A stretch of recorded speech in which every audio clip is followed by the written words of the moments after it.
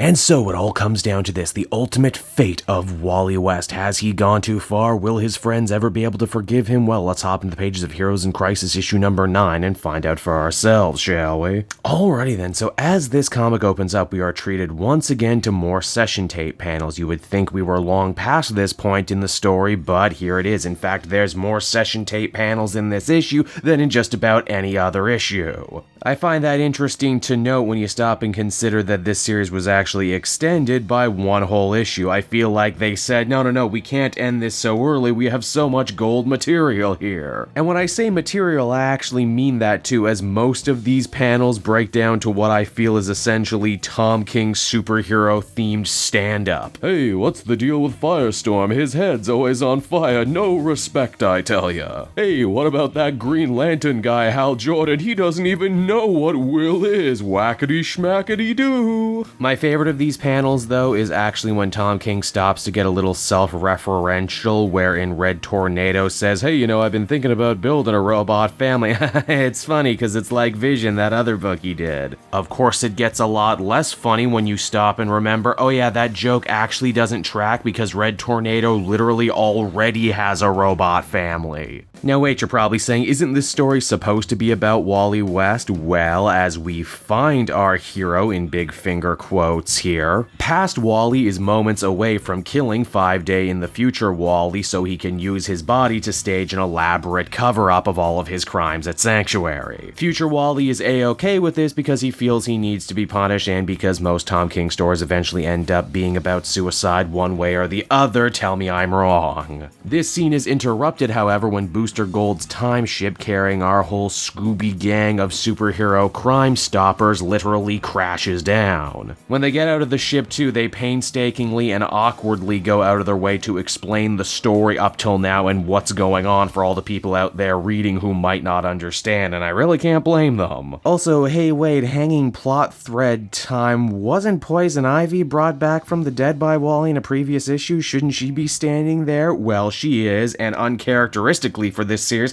we actually get an answer to how she came back to life. Turns out the Green did it. Yeah, that thing that barely gets referenced anymore, the thing that Scott Snyder retconned away from Poison Ivy only to have Tom King retcon it back. Geez, it's like Wally barely had any impact on that story at all when you break it down. And what of Wally? What will his ultimate fate be now that he can't murder his time double? I mean, he really could, and he technically did once before, but he can't now because people are watching. The rest of the issue essentially plays out as Wally just giving himself one giant talking to. They talk about how what he did was wrong, but how he wasn't in the right mind when he did it, but he still tried to cover it up, which means he should still probably go to jail for what he did. And how his greatest fear was ultimately being like Barry and trying to fix his own heartache by messing with time and creating Flashpoint like he did, but how he kind of followed in his mentor's footsteps anyway. But that he only did it because, again, to reiterate, he just felt so sad and so alone. But wait, Wally, you don't have to feel sad or alone ever again because we're all here with you now. Your friends, and by friends I mean characters you barely deal with on a daily basis in your own book. Barbara and Harley and Booster and Beetle, they've all had really bad stuff happen to them. They've been very sad too, but now you can talk about it. Does that not make you feel better? The more you know. That's a pretty insultingly simple answer to all of this, but believe it or not, the worst is still yet to come because Booster Gold decides to open his mouth next. He basically says, hey man, accidents happen, it comes with the territory of being a superhero, but you know what? Bros before heroes.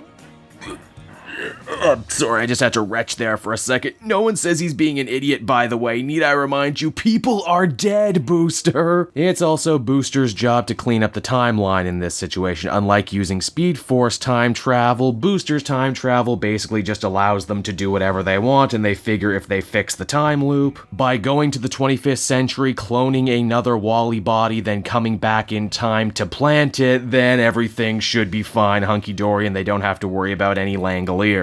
I'm actually genuinely kind of amazed how this conclusion manages to be needlessly complex and also ridiculously simplistic all at the same time. As the comic winds down, the Trinity, who have basically sat on their hands for the whole latter part of this series, finally show up to take Wally into custody. As the comic winds down, the Flash sits and reflects on everything that's happened to him, and that's it. And so that was Heroes in Crisis issue number 9, everybody, and boy, what a weird ride this has been. I can still remember when it all started, when this series was being sold as the deepest, most complex look into human depression through the eyes of superheroes ever told. So you can imagine my shock and awe when at the end of it, the ultimate lesson is the most preschool moralization ever. Hey, if you have a problem, you should talk about it. Which ultimately, yes, I agree, people should be more willing and able to open up about their own mental and emotional issues. But did you really need 9 miserable, joyless issues to get that all across? Personally, and I can only really speak for myself, I would say no. Yeah, if you couldn't already tell, I think Heroes in Crisis is pretty much one giant failure. It fails the characters, it fails the continuity, but worse and most disappointingly of all, it actually fails its genuinely pretty interesting premise, and that is to talk about depression and mental illness. King just continually paints everyone and their problems with the same brush. Like maybe he's too close to the material and only writing from his own very, very personal experience, which is why everyone ends up sounding exactly the same when talking about their problems. The story also really ends up stigmatizing people with mental illness, painting them as dangerous, even murderous. Same goes for Sanctuary itself, which was not closed by the end of the story, by the way. That place is painted as a cold, unfeeling hellhole where no one actually gets any better. Now, I don't know if this was intentional from the writer, maybe he has something against the mental health care industry. And ultimately, at the end of the day, what did this book really change outside killing a bunch of secondary supporting characters who haven't had books in a very long time, and changing Wally West's status quo in a darker, more grittier fashion that most fans are ultimately not happy with? Ultimately, I'd give this final issue a 4 out of 10, and geez, maybe I've been too harsh on Identity Crisis for all these years.